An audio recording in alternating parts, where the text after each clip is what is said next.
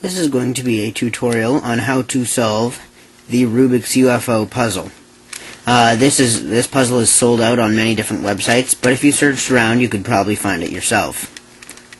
As you can see, when it's in its solved position, each of these lines of the same colored beads, or whatever you'd like to call them, are matched up, both on each side. Also, all of the greens are on one side, and all of the blacks are on one side. There is only one algorithm you need to learn for this method that I'm going to be teaching you, but I should show you the notation anyway, just for that one algorithm, and for any other tips and tricks you might see, or I might tell you in other videos. This is a notation that I came up with. I think it's a lot easier to use than the T plus 3A/ whatever. This is very simple. You hold it with a slash mark with one of the cutting lines straight towards you, and doing an R would be turning the right side. Doing an L would be turning the left side. You could also call it R2, but just doing an R would do absolutely nothing, because now you can't turn it. Then this is back right here, and this is back left. All you're going to need for my algorithm, though, is R and back right. And then also, this flat surface will be called U for where you turn it from one all the way to the next. That'll be a U. So if I were to say a U2, that would mean to bring these blue beads 2 spaces over. And that's a U2. If I say U3 prime, that means to go counterclockwise 3. So now the blue's down here. So, I will be teaching you how to solve the Rubik's UFO. The method that I will be using is to solve one layer intuitively, but I will show you the general method, and then on how to solve the second layer using one algorithm, and then also how to fix the parity if you encounter it. Okay, now I have it scrambled, and you want to make sure that one of the lines is straight towards you, and it's not like this. So now like this, R, L, back right, back left, etc. And then U. It doesn't matter which side you solve first, and if you have a single color UFO, then some of these steps won't be as difficult as I'm going to tell you they are, because I need to get all black or all green onto one side. So what I would do first, if you had a UFO, is to look for any that are still together like this, with their same color pieces. In this case, I only have one, which is these, and I'm going to start with this. However, you may not have it, and you'll just need to do this step twice. So, I'm going to position this on the bottom left, so my line cuts right next to it. And if you see, the piece that's back here, on the back layer, when turned around, will be brought to the front. So, if I hold my finger there, this is the piece that's going to be moved up. And I need to have the black piece with yellow on it in this position. So I know that my piece needs to go here, and this is the back side. So I look for a piece with yellow on it, black, and it's not there. So what I need to do is my black piece with yellow is right here. So if I just bring it to the other side, now I can put my finger here and move the black piece with yellow, which is right here. Oh, yeah, black piece with yellow, which is right here, down to here. So all that requires in this case is a U2. Now I have it right here. Now, if I turn that layer and flip the whole thing over, I will have 3 pieces together right here.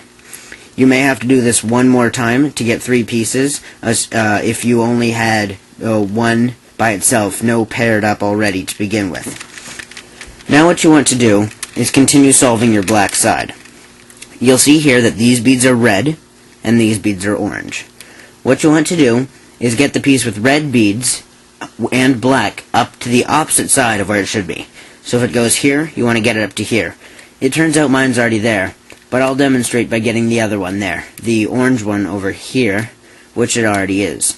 So this would be a really relatively quick solve, but I will do a little bit of scrambling up just to get the feel for what you're normally going to have to do. Okay.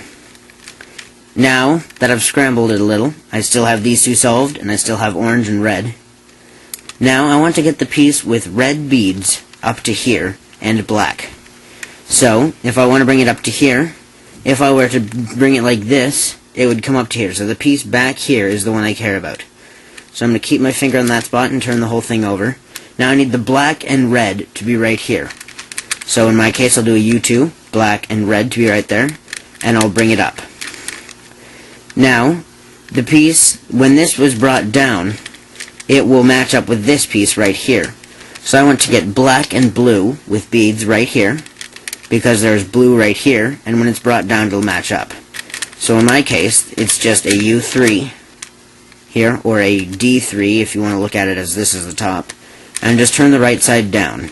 Now you'll see that it matches up, and I have black and green. Now I want to bring this side back up on the normal regular axis. Now as you can tell, these two are matched up, but they're in the wrong spot. And this piece is also black, meaning I have the whole black side, but this piece is wrong. So if you would normally want to get this piece to right here, so that when you flipped it around it would match, and then you could put them all together on the other side. But since it's not, just turn the right layer and flip over the UFO from your original side, and get this piece off of this right side, while keeping these two pieces together. So in my case all I need to do is a U to get it off this half, and keep it on the left.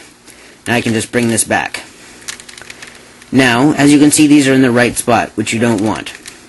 So, but if you were to bring this down, go like this, and bring it back up, it would just be undoing what you just did.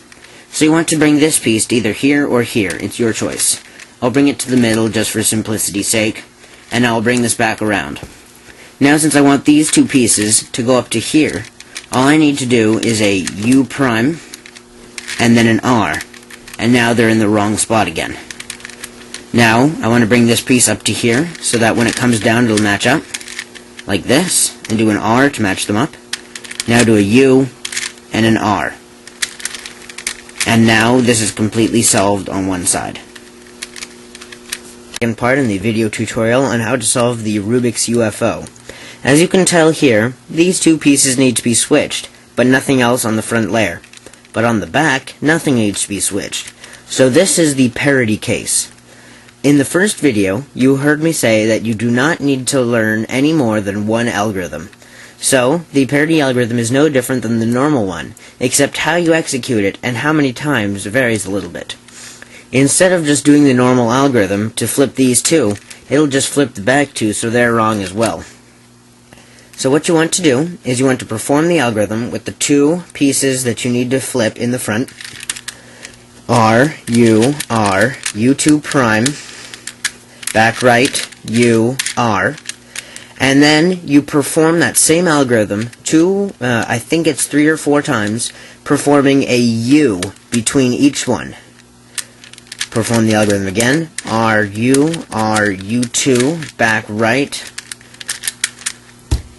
U, R, U, R, U, R, U2 prime, back right, U, R, U, R, U, R, U2 prime, back right, U, R, U for between the parities again, R, U, R, U2 prime, back right, U, R, U, R, U, R, U2 prime, back right, U, R. And now as you can see, you flipped those two pieces, now everyone's in the correct spot, and same with the back. So all you need to do is do one last U, and now you have completely solved your Rubik's UFO. If you have any questions or comments on how to solve your Rubik's UFO, just send me a message or a comment, and I'll get back to you as soon as I can. And I hope you learned a lot about how to solve the Rubik's UFO from this tutorial.